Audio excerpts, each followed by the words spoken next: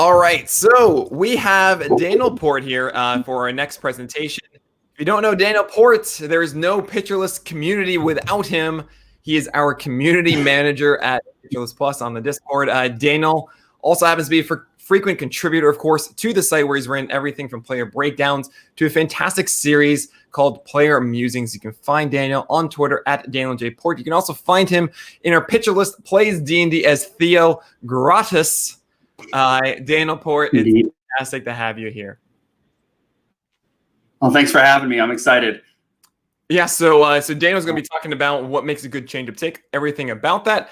I'm really excited to watch this one, so I'm just going to let you take it away right now, Daniel. Okay, thanks so much, Nick. Hi, everybody. How's it going? Thanks for coming out and watching my presentation on what makes a change-up tick. And this was originally going to be an article series I was going to do, and when this opportunity came up, it really seemed like a really great way to present the information and the process that we went through to discover kind of various different things about changeups and what makes them up and sort of a system for them. And the goal was to create essentially a better way of evaluating pitches using data to kind of get an idea of how they find success or don't, and what kind of breaks them down and makes them tick, so to say.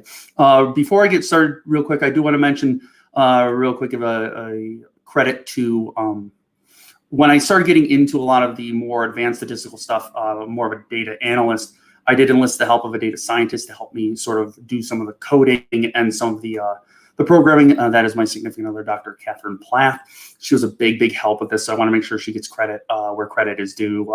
Really helped push things along and make things work in a much better fashion. So I'm really grateful for that. But to get us started, like I said, we want to see what makes a change-up tick. What makes a good change-up, right? And so the first question, of course, is why focusing on change-ups? When I decided I wanted to build this system, I looked at all the different pitch types and which ones to focus on. And the thing about change-ups are, while there are many variations of change-ups, they're all kind of the same, right? They all generally work the same way. Whether it's a Vulcan change, a circle change, a palm ball, they all kind of basically do the same thing in a very similar movements and uniform movements, as opposed to like a fastball where a two-seamer and a four-seamer and a sinker and a whatnot are all very different pitches and do very different things. And so I didn't want to get too much noise. Same for curveballs with slurves or 12-6s or all of that sort of thing. So that's kind of why we decided to focus on changeups. The other thing is obviously less or fewer, to be grammatically correct, pitchers throw changeups. And so I thought that would be a really interesting way to look at a smaller population. Sometimes when you want to test the boundaries of an evaluation system, you want to kind of have outliers and random things to kind of push the boundaries and test things. And so we thought changeups would be a really good one for that. And then it's also to test sort of pitch mix and its dependency on other pitches. You rarely ever talk about changeup without talking about the fastball. And so we wanted to try and evaluate that as well. And then also, you get some people who throw 30 or something percent for their changeups, and then some who throw for 10. So we thought having a wide range of pitch mix would be really good too. So that's why I decided to focus on changeups here for the most part. So then, what is the goals of what we're doing here today? Well, what I wanted to do is break down 2019 changeup success, and what I did to define that was use p-val specifically to break those changeups down to their available base characteristics. And why did we choose to use p-val? Well, my thought process was that it's an all-encompassing index statistic that doesn't have any weights. So it's not like Sierra, which tends to weight strikeouts or something like that. It just cares about the results and the outcomes. And so, and I kind of think of p-val often as a canary in the coal mine. Back in the day, there was always the legend that coal miners would take canaries down in cages down into the coal mines with them because they were obviously smaller and had weaker constitutions. If something was down there like a dangerous gas or something that would harm them, it would harm the canary before them, and so they know what's going on. And I think index statistics like p-val do that. They tell you something is going on, but they don't tell you what is going on or why it happened. And that's kind of our goal today, is to try and answer why, how and why. And then also I like the p-val being cumulative lets RPs also have their say, necessarily in a way that I don't feel like Sierra or FIP does quite as well as I'd like to. So that's one of the big reasons why I chose p-val. So then the second goal was to determine which characteristics are most closely tied to success, and then look at how they all were connected and try to figure out why they determine success and are connected. And then from there, attempt to create rough thresholds for those characteristics that pitchers who throw changeups should strive for in pitch design and game plan, and then also so we can evaluate those changeups. And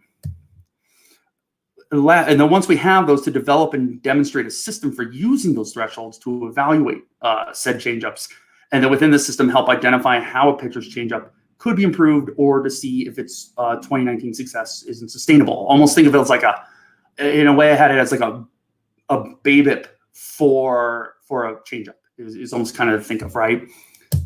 So how do we go about producing? So my first thought was to come in and break down a changeup to every characteristic or measurement I could get my hands on, get the data for.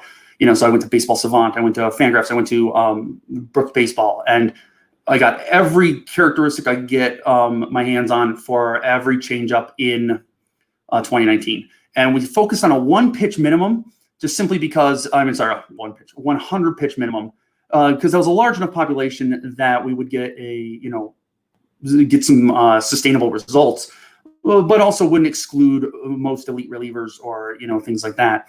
And then the first thing we did was eliminate redundant categories that measured the same thing or were too similar. To give you a good example, we ended up going with, you'll see down the line, WOBA minus XWOBA, and that essentially measures the same thing as BABIP as a good example. It kind of gives you an idea of fielding and luck, and how bad a ball luck plays into all of that. And since BABIP also does the same thing, we eliminated BABIP, that sort of thing. The only exception that is you'll see, we'll talk about it much later, but percent down and percent down in the zone were the only two sort of redundancies that we kept because they actually interact with the system differently. But we'll talk about that in a minute. So then once we had all of our categories, we ran what's called a Pearson correlation for every category.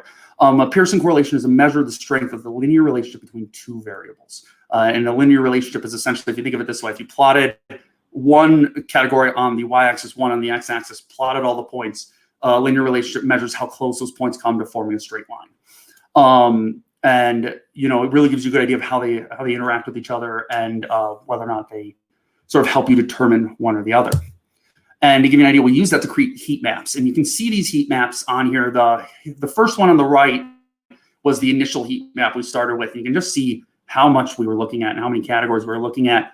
And the way you read these heat maps is if it's a red or orange or any of those sort of blocks in there, those are representing a positive correlation, a Pearson correlation. And if you see the blue ones, that represents a negative Pearson correlation, essentially positive meaning when one goes up, the other one goes up, negative one goes up, the other one goes down. And then we took and saved all those and evaluated all of those because you want both sides of it. And then anything in black that you see there has a poor correlation, right? And so we eliminated the black squares and shrunk it down. And then that's when you see the heat map on the left. And then still seeing black squares, so we further narrowed it down. And then once we did that, we took all the remaining categories and created a series of models. Now, a model is essentially an attempt to create a mathematical representation of a real-world process, in this case, a season's worth of throwing a changeup. And we executed the models for two different reasons in Python and R as programming languages. And the idea was that we would get a relative idea of how each category is connected to one another and how then they affect and interact with each other. And you'll see why this is important in just a second here. But what we then did was ran the data through what's called a random forest model. And what a random forest does is you can read the definition there, and it's a lot of words, but the easiest way to kind of define it is you run several decision trees, essentially asking, if I give you this category, can you determine or separate the pitchers from each other? And it forms a tree. And the equivalent, the way it was explained to me is, if you remember that old show, Who Wants to Be a Millionaire? You had the lifelines, and the one lifeline you could use was you'd survey the audience, right? And the audience would give you what they thought was the answer. And you would not pick a random person out of the audience because you don't know what their knowledge base is. You don't know any of those things. But if you pull the whole audience the likelihood that it's all going to even out to the right answer in the majority is much higher. And that's essentially what the random forest does. Now, why do this? Because what it actually does is highlights which categories worked the best for separating separating pictures out from each other and making them distinct. So that kind of helped narrow or create a little bit more of a hierarchy of what we wanted to focus on. And once we had that hierarchy, we ran linear regressions for those remaining categories. And a linear regression determines how good a variable is at determining a specific outcome variable, and also indicates how they impact the outcome variable. Essentially, what it does is helps us narrow down to a greater feel of how a category affects one another and how reliable they are within the model. So not just how do they affect each other, how much do we trust that that connection, right? And we performed those in R as well. Once we had those, and we kind of again had a hierarchy and things we wanted to focus on, we separated the pictures into two data sets: one for positive p-val for changeups, and one for negative p-val changeups. And then we made box plots out of them. Now, if you've never seen a box plot, well, I'll show you one in a second. But it's essentially a standardized way of displaying a distribution of data, right? And we put them side by side to see if there was any separation, to essentially see was there a difference between the positives and the negatives, right? And then could we create a threshold from that gap, right? So to give you an idea, here is a box plot. This one was measuring the release point on the horizontal axis for a pitcher throwing a changeup. And as you can see, the boxes themselves cover roughly about 75% of the data in each for each data set. And then so you get an idea of how far spread out the data is. And then the solid line, it actually represents the median, which is, we know, is that essentially the halfway point of the data set. And when it's lower to the box like that, usually you'll see them in the middle, but if they're lower down in the box like that, that means the data is clustered at that spot more, and is pushing that median down. And then you can see any data points up or down in the extremes, that's your outliers. And we oftentimes can learn a lot from the outliers in a situation like we're talking before. So they're really important to pay attention to. Now, once we had those box plots and things like that, we started to be able to really start drawing some conclusions about these different categories. So here's what we ended up with. Under movement. Now, a real quick caveat of how these are presented in the things in parentheses there. Baseball Savant does a really weird thing where sometimes you'll search for something in their search, but then when you export the CSV to work with it in Excel or Google Sheets, they call it something different, right? And it was a little confusing at first, and so I wanted to present both. So in parentheses is what you would search for in Savant, and then what's not in parentheses is what they spit out when you get a CSV. That way, if you try to recreate this or develop your own system like this, it's not a confusion point for you as well. I want to make it as easy and intuitive as possible. And so you see under movement, tailor fade, which is the horizontal movement as the pitch crosses the plate, spin rate, effective speed, or what we call perceived velocity is what you'll often hear, or effective velocity, active spin, break, Z, rise, release extension, release point on the x-axis, percent down and percent down in the zone for location. We tried all the different locations, and most of them got eliminated pretty quickly. These are the ones, and we're going to talk about them in a minute, were the ones that really stuck. And then under results, we got percent balls in play, swing percent, changeup percent, or your changeup pitch mix, so to say, called strike percent, swinging strike percent, all of the at-bats that ended on a changeup, both positive and negative, launch angle, launch speed or exit velocity, ground ball percent, called / swinging strike rate, or what we like to call CSW percent, and WOBA minus XWOBA. So once we had our categories, I created what's called a network chart. So the idea behind a network chart is to show how everything is connected in this. And what you realize as you did this, when I realized how they all were connected to each other via the linear regressions, that suddenly we're talking more like an ecosystem, right? That you change one variable, it doesn't move one thing, it moves 6 things, which then move 2 other things, which then move. And so there's this sort of almost ecosystem, a web of how a changeup interacts in the world when you throw it. And so I thought that was a really good way to illustrate that. And that's going to play in a little bit as we go in further in. Now, just real quick, I just want to show this is what a linear regression looks like when it spits it out in R. Don't get too bogged down in the numbers. That's not as important. What you want to focus on is three things.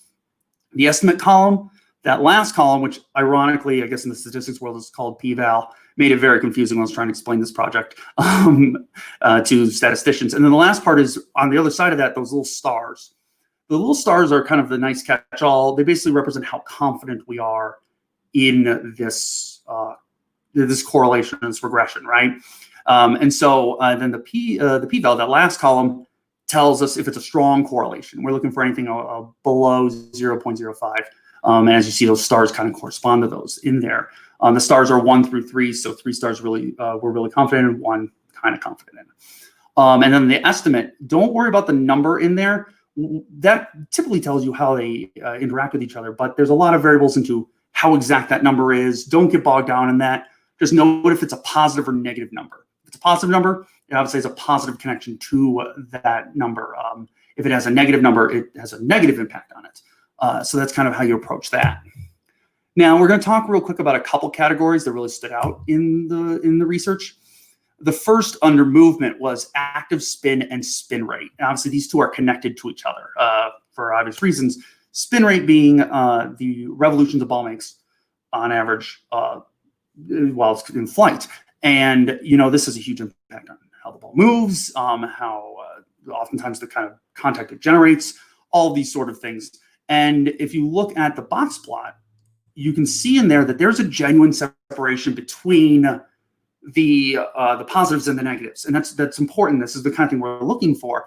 And so we created a threshold off of this that's over 1,875 RPMs, or revolutions per minute. And we'll find as we go through this, when we get the player evaluations, that this is one of those things that's a big impact. And you can kind of see with that map there exactly what that affects and what that goes in. So you're saying like, oh, it has a connection to called strike percentage and other things like that. Now, active spin is what percentage of the pitch's movement comes from spin rate. I often like to think of it or explain it as like an efficiency rate for a spin. So you can have a high spin rate, but if you're not getting a lot of movement out of it, it's not helping anything. It's not doing what you want it to. So you kind of look at these two things in tandem to really get an idea of the pitch's movement. And you can see active spin has a ton of things it's connected to and a ton of things it affects, and that affects it, right? And you would think from that box plot, you're like, oh, that doesn't look all that separated. But with active spin, the thing to keep in mind is that the difference between, say, 82% and 83% active spin is actually really impactful. It's a big thing. So while there isn't a ton of overt separation, there actually is a decent gap between those two in reality. So those are two we're really going to talk about when we get to player evaluations later. Then location. And honestly, getting to these two guys, these might have ended up being the single most impactful and interesting things that we interacted with in this study. That location ended up having massive effects on everything, almost more than the results or the movement of the pitch itself. So we talk about percent down and percent down in the zone. I kind of mentioned that they are a bit redundant, obviously, because one is contained within the other. But percent down is the percentage of changeups thrown down both in and out of the zone. Percent down in the zone is the percentage of the changeups thrown in the bottom third of the zone. Now, these, like I said, these interact with each other, right? So percent down is great. You want to throw your changeup down. That's the meta, right, that we talk about.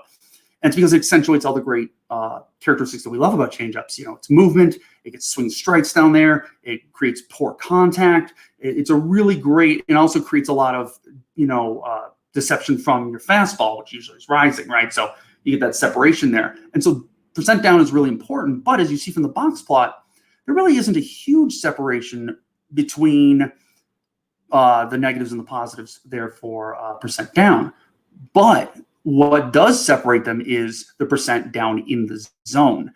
I think of this, I remember a couple years ago when someone was asking why Trevor Bauer during his breakout year, somebody who watches a lot of Indians games, why he was doing better. And I said, well, because, he always had that killer curveball, but he could never throw it in the strike zone. And so players would just see that curveball and just lay off it, and that year he managed to throw it for strikes. And so suddenly they had the figure out not just was it a curveball, but was it going to fall in the zone? And this is doubly important for changeups, you know. And so there's a certain amount of down in the zone you want to get with your changeups that will then increase everything from swinging strike rate to called strikes, obviously, because oftentimes you also see that pitch down the zone. If it's early in the count, you say, I'm not going to swing at that. Why would I? I can't do anything with it. That kind of thing, right? So the one thing about down the zone, though, is there is a such thing as being in the zone too much. And so this is the one that has technically the only stat that we have that has two thresholds, between 23% and 28% is what we're looking for there for that down in the zone. Then from the result side of things, we talk about the things that we tend to focus on, which is called strike percent and swinging strike rate. Called strike percent, these are both pretty self-explanatory. Percent of a pitcher's thrown changeups the result in called strikes, and your swinging strike rate is the percent of a pitcher's thrown changeups the result in swinging strikes. Now, this is what's really fascinating if you look at the connection plots. First of all, one of the things that blew me away when I first ran this was just how connected called strikes were to everything. There's a bunch of things that tend to affect your called strike rate, and called strike itself has a lot of impact on many different things, including positive p-val. So it's really interesting because then you combine that with like the huge amount of research that we had coming in last year with Alex Fasten talking about CSW percent and things like that, and you really can kind of start to see the live sort of interaction of that, and we'll actually show CSW in a second here. You can see in the box plots, the funny thing is, so swing strike rate, to give an interesting, we always focus on should, because as you can see from the box plot, there's a huge separation between positive p-vals, changeups with swing strikes, and negative, right? I think almost 80% or so of that, of the positives is higher than the median of the negatives. So it's a big separation. But the thing is, obviously, you don't see a lot of connections. You don't see a lot of things like that. And I have a theory as to why. I think it's because there's some noise in the data that eventually I'll like to figure out a way to evaluate better. That since swing strike rate involves a second party, a person swinging the bat, that what I think might be going on is that we don't see a lot of connections because it doesn't like exist independently on its own. It needs the input of the batter. So that's my thought on it. But clearly, as you can see, the box plots show that it's important. We need to focus on it.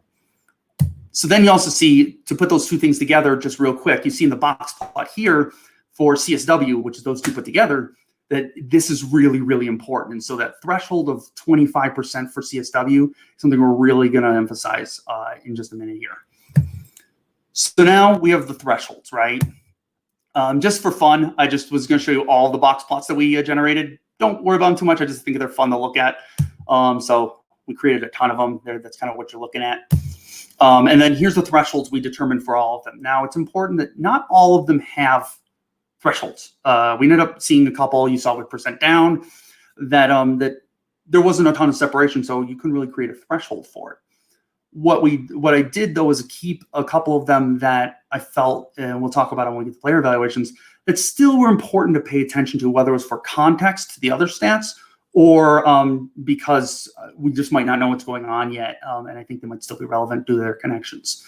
So that's kind of where we were sitting for those. Now let's fix some changeups. Let's test the system. You want to kind of push on it, right, and see what happens.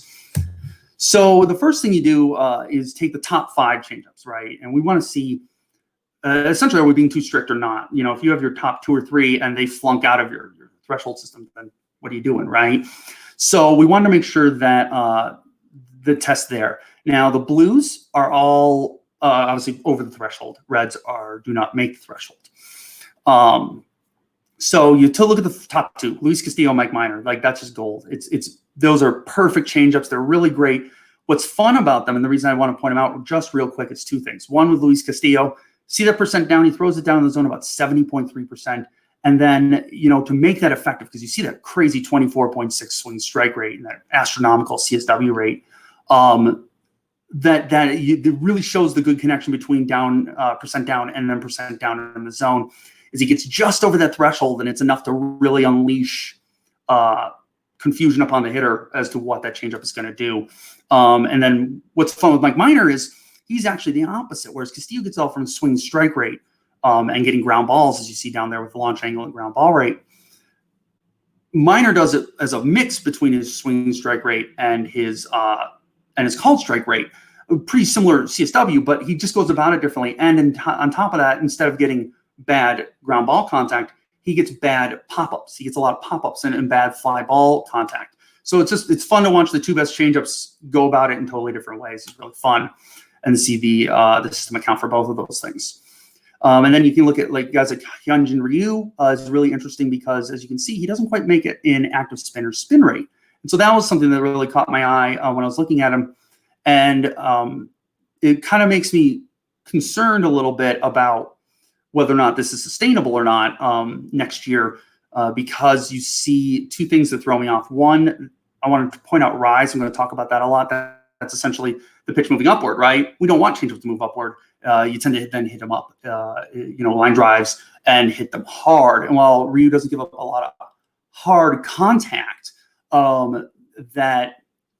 but he gives them up in bad launch angles, and so we want to avoid that. And so this kind of creates some concern.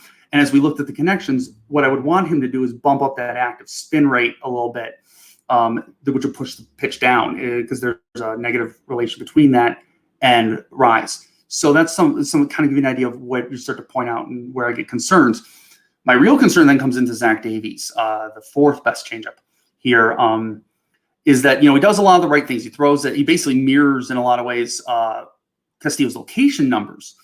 But what he doesn't do real well is get, because spin rate isn't high enough, he doesn't quite get that drop. And so the pitch gets hit a little harder and a little higher than I think we would like to see with that 81.8 miles per hour for launch speed and 11.6 degree launch angle. That makes me really concerned that this is not sustainable. And so I have some concerns about Zach Davies repeating this next year. But then you look at Zach Greinke, and this one's fascinating. So I want to point out that, you look and he doesn't get the swing strikes. He doesn't get all of those things. And when you get to how he throws it, he doesn't locate it in the way we want to. He doesn't get the swing strikes. He doesn't get the called strikes. But what he does do is, and he's got a lot of rise. What he does manage to do is, because of the way he throws that with low active spin and not quite ideal RPMs, what he gets is a ton of low launch angles, that negative 1.5 degree. We'll see that kind of pop up a little bit as we go through. That's how he's generating his success. And, that is one other way to go about that. So that's what's fun about the system, is it still points out other paths to success as well from there. So then you go the other way, bottom 5 changes by p-val. And as you would hope, if the system was doing it right, just red everywhere. And, you see it's really easy to point out where they're failing, not just that they're failing. So you see they're not locating it well enough in terms of down in the zone percent. They're not getting enough swing strikes. They're not getting enough called strikes. But then you also see a lot of failings almost across the board in spin rate and active spin. Rise is another one that you just see. These guys are really not making it that way for a lot of them in these things. So they're all getting hit really, really hard. I mean, Jose Quintana with an 87.4 mile per hour launch speed is that's terrible. So, we really want to make sure that this is, you kind of start seeing some of these things that you're like, I see a pattern to not just success, but to failure as well within these. So then what I did from there to kind of continue poking and prodding at the system a little bit is I selected there's about 10 of them, 10 changeups that were really interesting between 0.1 p-val and minus 0.1 p-val, because obviously if it's that neutral, there's likely some noise or some things going on, and we want to see kind of how that would work out, and kind of got interesting results. So the first one is everyone loves Joe Musgrove. That's kind of one of our industry darlings, and there's some really fascinating things in here. It's got the makings of a really great changeup, right? 18.9% swing strike rate's fantastic. He still gets a ton of called strikes. And has a great CSW. So why did it not really succeed with only a 0.1 p-val? And as you go down, you start to see there's not enough active spin there, right? 41% is way at the bottom of the barrel. That would be considered a negative outlier. That what ends up happening is it doesn't pull the pitch down. And so what ends up happening is you see that rise of 9 inches. That's just the pitch is when they hit it, is getting clobbered. So you see that 87.3 mile per hour launch speed, the 7.5 degree launch angle. That's all going to be not great for changeup success. And so what you'd want to see if you were trying to, look at Joe Musgrove and see how would you adjust this? Or in our case, as analysts, when Joe Musgrove comes out and starts throwing that changeup again next year, what are we looking for him to do? We'd want to watch the active spin rate and see if he improves that, right? And then to go and show really negative stuff that somehow got lucky and how you kind of evaluate that. Nestor Cortez, on the other hand, you just look down the line and, percent down the zone, swing strike rate, called strike rate, like all these things are not showing anything. I don't see anything in there to latch onto to be like, this is something I can really still believe in this pitch on. And so even to get 0.1 p-val kind of makes me start to think that he might have just gotten lucky, that's just random noise, right? And then you go to Barrios, Jose Barrios. This is an interesting one because you see he's got the percent down in the zone right, and he's just short in swing strike rate and called strike rate, but still has a little bit to go in CSW totally. But you see sort of where he starts to fall short is again in that active spin and spin rate, where then that leads to the rise and then it getting hit hard. So he's another one that again I would like to say, hey, let's try and bump up. And unfortunately, it's tough that you talk to a lot of these. You think of like Driveline and stuff like that, and then read some of the stuff they put out, and that's like a lot of things they're investigating. They'll even say like we haven't quite fully discovered how to improve that yet, but I think that's where you would look at and say we need to better utilize the spin on your changeup if we want this to succeed. Now Jose Alvarez is a funny one because it got a 0 p-val, but still has that same as Musgrove, has an awesome swing strike rate. Has a good CSW percent. But again, still has that rise problem. And, this is just a trend that I think when you see, and you talk about pitch design, that you'd want to be keeping an eye out for is rise in a changeup. If even if it has the nice things we like swing strike rate and whatnot, that's going to be a problem. And it's going to lead to the pitch getting hit, in a way we don't want. And then looking at Ross Stripling, this is a really, this is to show the other way to go back to percent down in the zone. It has good stuff. It's got good swing strike rate. It gets poor contact.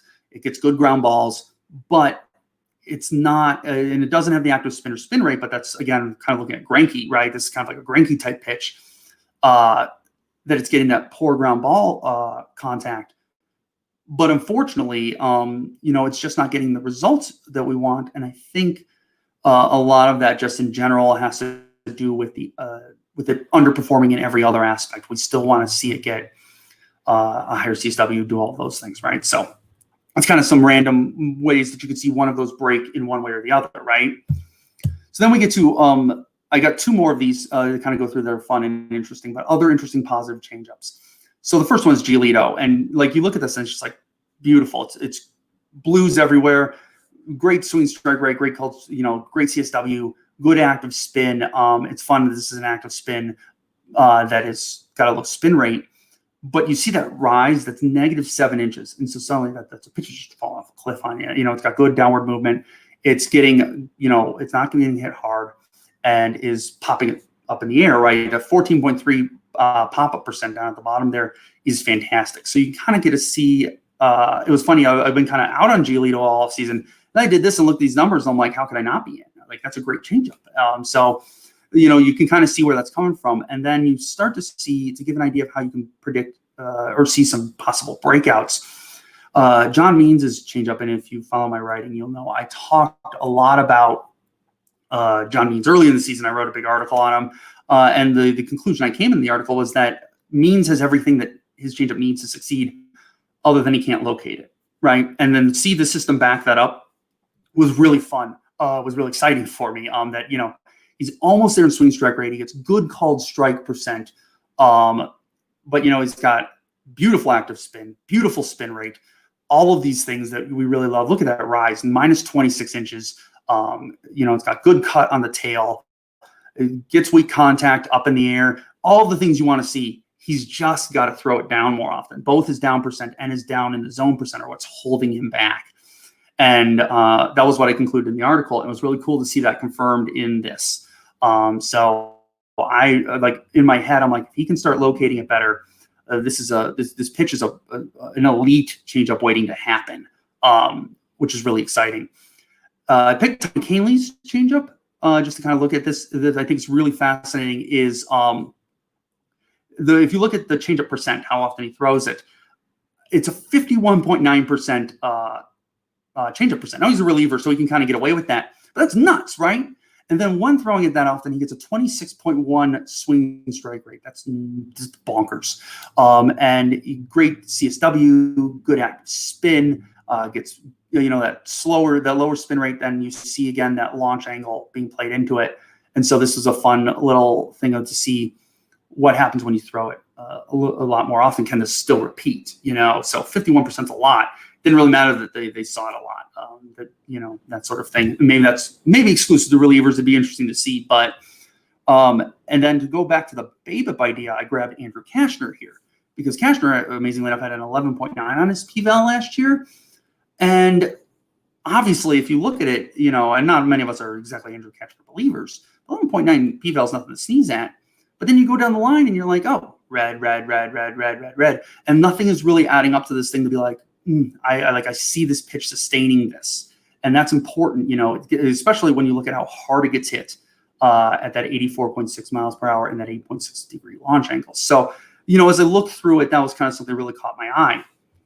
Then they come through and look at this last one, another StatCast darling. I just kind of wanted to quickly compare that to, like, you look at John Means and Chris Paddock, kind of comparing them and where they're at. You see some similarities in what they need to do. The difference is Paddock, what I find fascinating is he has a great percent down in the zone, right? And throws it way down in the, throws 72.6% down. So first you're like, well, what do you mean? And I go, well, what I'd like to see them do is adjust his percent down in the zone. If you remember, the upper threshold was 28% for percent down in the zone. And there's a part of me that wonders if we really want to unleash Chris Paddock's changeup to get it up into the double digits in p-val, that maybe he actually needs to throw it less in the zone, in that bottom of the zone, get that down to like 25% and work it out of the zone a little more down and mix that up a little bit. I think what would happen is, and a good way to do that might be to increase his active spin and his spin rate a little bit as we were talking. And then suddenly we might also see that launch speed drop down below the threshold and that launch angle drop down below the threshold because they're right there. They're real close. And suddenly Chris Paddock's got an elite changeup again. And then to wrap things up here, before we go draw our conclusions and kind of, wrap things up, I wanted to look at some negative sides because there's some really fun ones in here that will kind of, you'll see a pattern start to emerge. The first one's Blake Snell. This one's for Yancey. So when you look at Blake Snell's changeup, it got not terrible results, but minus 0.3. But look at that swing strike rate, 19.7% swing strike rate, great CSW at 28.8, good active spin, a nearly over the threshold of spin rate, so that's perfectly acceptable. Good rise with -8, draws weak contact, good ground balls, all this stuff. So what held it back? And what I would love to see is, in a lot of ways, is see Blake Snell, even though the movement might be different. Again, I think and why I pointed out Luis Castillo at the beginning is, look at that, 70.6% down, 20.5% down in the zone. If he bumps up that down in the zone number to like where Castillo is, even the 23.1, my suspicion is that will raise his called strikes, keep the swing strike rate efficiency, but also add that swing percent that he's below on it. And so suddenly you start seeing this all kind of compounding to, if you were asking me to buy in on something, I'd buy in on Blake Snell's changeup being great next year if he can regain even just a little more of that location control and command. So mark that one down. Sandy Alcantara is another fun one that, again, if you look through it, I think his big issue is connected to rise. It gets hit a little too hard, and he doesn't locate it down enough or throw it down enough in general. And so I'd love to see that change, maybe with he's got good active spin, good spin rate. I'd love to see him locate that better, and I think that he could really have some success there. Caleb Smith is another one. You look up and down, it's kind of like Blake Snell. All the numbers look great. Everything looks good. It's what we want, other than he doesn't throw it down enough, and he doesn't throw it down in the zone enough. So it's another good example of an elite changeup that just needs its location tweaked, right? And then Clevenger, I pointed out Mike Clevenger because obviously you see it's not great. What I wanted to point out here is, if you look at the release extension, and you see this in general with, I think, some guys who are who miss location issues, who have location issues and command issues, is what I noticed as a trend was release extension being above about 6.5. And, I think of like a guy like Mike Clevenger, who, if you ever see Mike Clevenger, he's tall, he's lurpy, he's got arms, really long arms, really big, long legs. And, so you have to wonder if there's some connection to releasing the ball closer to the plate that corresponds with maybe the pitch isn't getting enough time to make the movements it wants. Maybe, he can't locate it that way, in the way that he would want to. So I noticed that trend, and it's something I want to dig into more eventually. Andrew Haney, another one of our guys, you just look down the line and you can easily pick out just little tweaks and suddenly this is an elite changeup. And then lastly, to look at Kyle Hendricks, to look at, in some ways, this is another one where, frankly, we always love Kyle Hendricks' changeup. It looks like it's just an active spin tweak away from being elite. So, it's a really interesting, sort of way to look at it, to say, well, that's normally a really good changeup and it has all the tweaks of a changeup, that we'd want, but it's just simply little things with some of these. So that's kind of walk you through the system and how we use that system to both evaluate this and whatnot. So what are our conclusions? To recap what we learned by implementing the system and creating it, that the characteristics and qualities of changeups are far more interwoven and connected than we ever imagined, and that it has a ripple effect, right? That you start by tweaking one thing, but that tweaks three things, which then I'll tweak two things, and it just works out in this web. And that was not something I expected to discover when we started this project. So that was really cool. And then we did find that there existed a notable separation between changeups with a positive and negative p-val across almost 20 different characteristics that models had told us were relevant. And that allowed us to evaluate changeups and see how they found or failed to find their success. And if applicable, how they might attempt to improve in the future. And we even kind of saw patterns and certain things that we really started to notice that repeated themselves in changeups that weren't finding success and ones that were. And, that was really, really interesting and really helpful, I think. And then we've shown how the system can act as a barometer for changeups that may not have earned their success or their failure, depending. So that was kind of a big part to that too. So what's left to kind of wrap things up here on my last slide? What we want to do is take the model that we've developed here. I think our next step, if we have baseball this season or when we have baseball next, is try to use the model to predict success or failure. And then once we get the results of that, we'll update the model and see what changes or if anything changes. And then try to figure out what's going on with swing strike rate.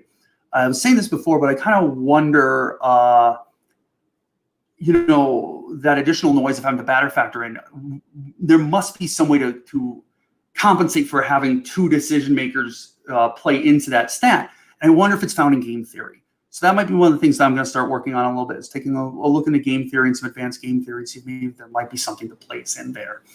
And then attempt to figure out how we can measure, account for the connection between a pitcher's changeup and their fastball. We actually, I know someone asked it in the chat, so I'll kind of address it now, that we did include separation between fastball velocity and changeup velocity. And it was pretty much universal across the board, that almost everyone who threw a changeup, that's just kind of how it worked, within about 8 to 12 miles per hour. So it was kind of the range. And the model spit it out saying it had no connection. Everything we threw in for fastballs, no connection. And so what I wonder is that there's got to be some other way. And my suspicion is that tunneling might be where that answer might be found. So I'm going to dig a little more into tunneling and take a look at that, because again, the whole concept is supposed to be that a changeup looks like your fastball until it suddenly isn't a fastball and it's too late, right? I kind of wonder too if tail has some connection to that, as we looked at that tail fade, because that's movement as across the plate, right? So that was kind of what I wonder there as well. And then I wondered about, I've been doing a lot of studying on like biometrics and kinesiology and how our bodies move and what we're kind of trying to do with pitching. And I think it would be really interesting trying to investigate the effect of a pitcher's build, like height, a wingspan, their stride length. We kind of solve that in release extension, right? to see what that is. What it seems like there's a pattern between location issues and release extension, and you know, I love to see what that was. And we also saw it with Rise. So again, I wonder if we're just not giving that change up because there's closer to the plate time to make the move, right? And so that's something I'd like to look at. And then finally take the same modeling technique and use it for other pitching success metrics like Sierra, FIP, XFIP, ERA+, that sort of thing. And just see if they produce different results, right? We started with PVAL because it had no weights. Now let's use the ones that have weights, right? And then lastly, just in the way that I love when we create something like this, it's really important that, you know, then everyone can use it, right? You know, that you shouldn't have to now at this point only be able to use like R and, you know, Python, you know, be a programmer to get this. And so I'd love to create like a Shiny app or a Google Sheet application, you know, like we used to do for XStats, like Andrew Perpetua used to have for XStats or something like that, to make the system more accessible and easier to use for everybody, you know, and go from there. So that's my presentation on Changeups and what I discovered through this. Again, big shout out to Katie for helping me out with this. Yeah, any questions, anything, feel free to ask anything you may have, or yeah, I'll try and kind of answer anything you got. That was fantastic, Port. Oh man, I mean, I gotta say one thing that really stuck out to me is the way you displayed that data, the way you broke down all these different things about changeups in columns and showcase. Okay, these are good, but there's actually something bad with every single one of them. But yeah, it's that was really cool. It makes me even think like, can we start doing this kind of stuff? Because we I mean, we have all that data for the most part. I mean, not necessarily all of it, but we have pretty much a lot of it that we can showcase, and showcasing it in that way, and maybe we can give people the ability to compare two pitches just like side by side like that with those filters to say like, this is the thresholds that we like, and have that color coordination. That would be really cool. And I was ooh, I literally had no idea. I was just like, all right, I'm going to talk about changeups. I'm like, okay. And I was just completely blown away. This was so fantastic.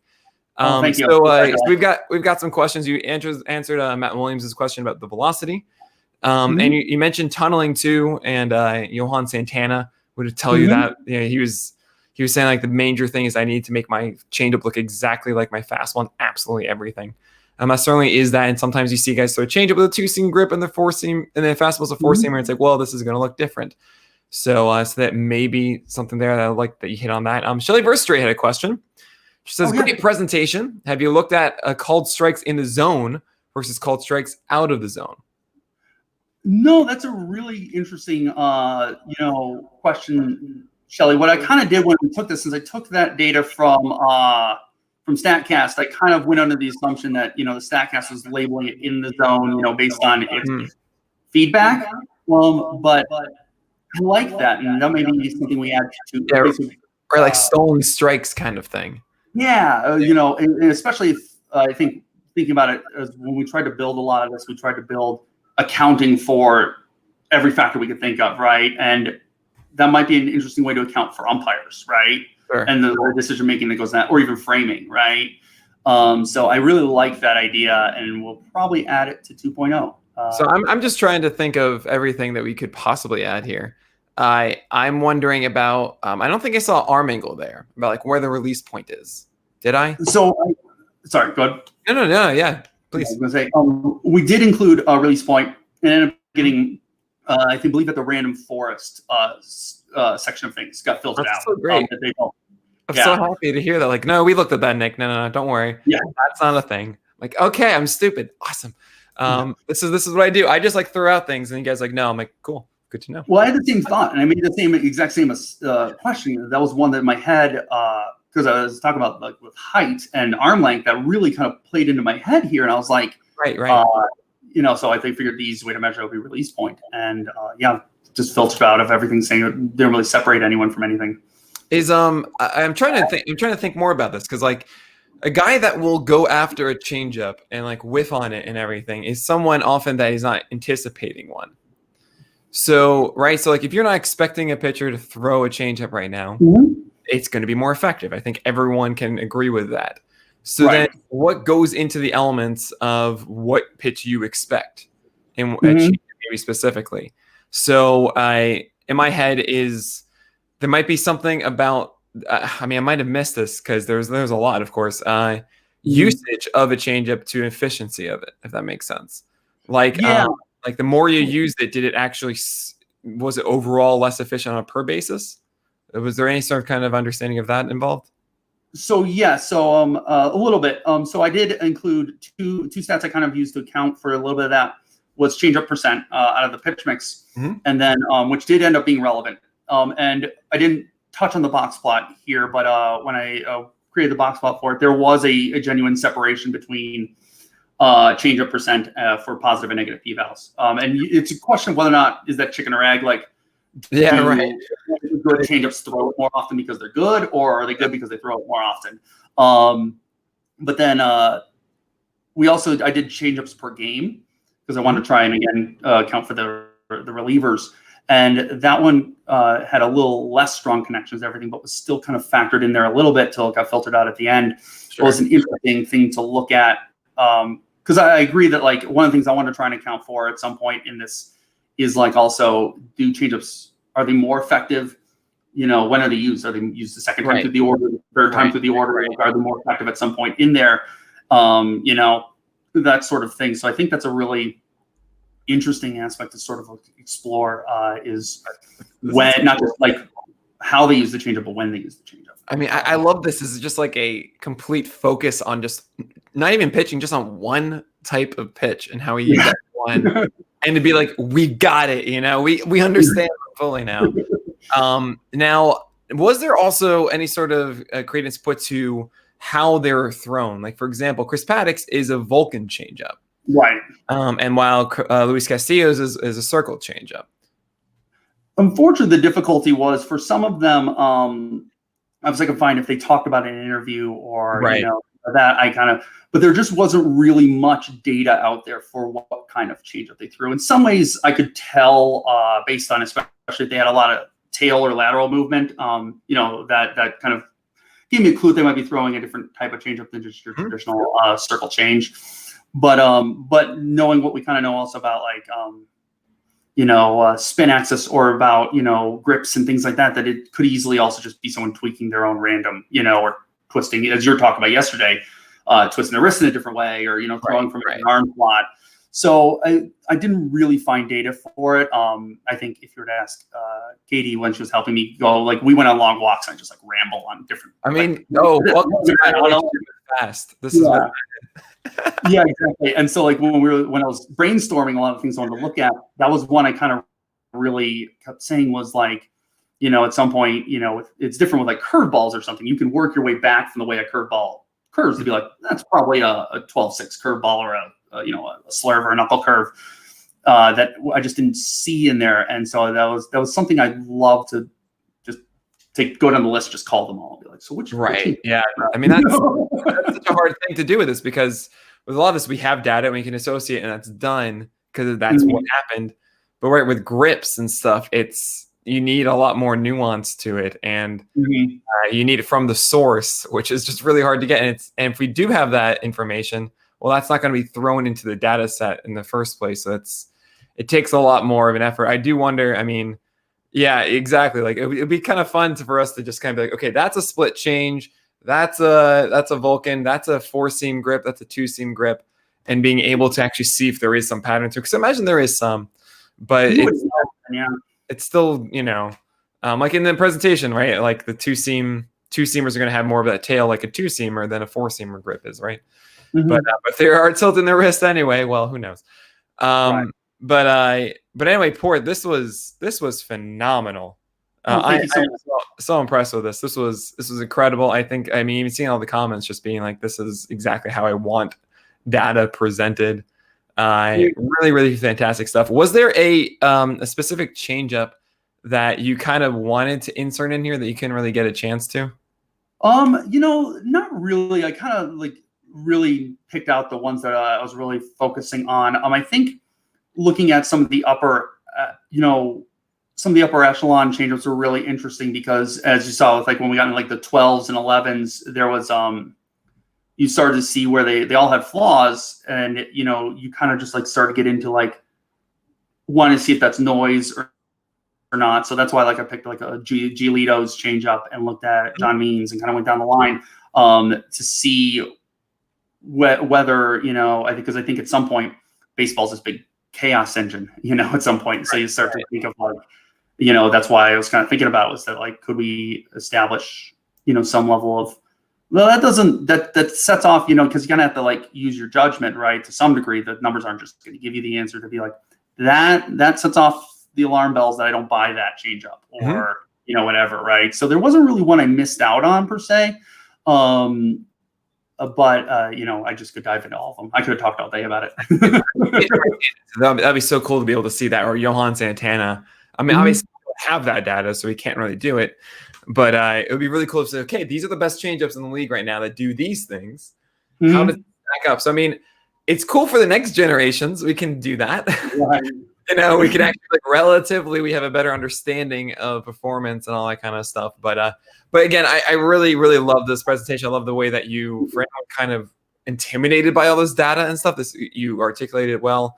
And you showcased it. Like it really, really did such a great job of showcasing all this data. It makes us, I really want to create that thing. I really want to make that a possibility now of showcasing these pitches in a different way on our site. So really, Daniel, thanks so much for taking the time with us. Thanks so much for being a part of PitchCon. Thanks for letting me do this, and thanks for having me. Thanks everyone for watching. So, all right.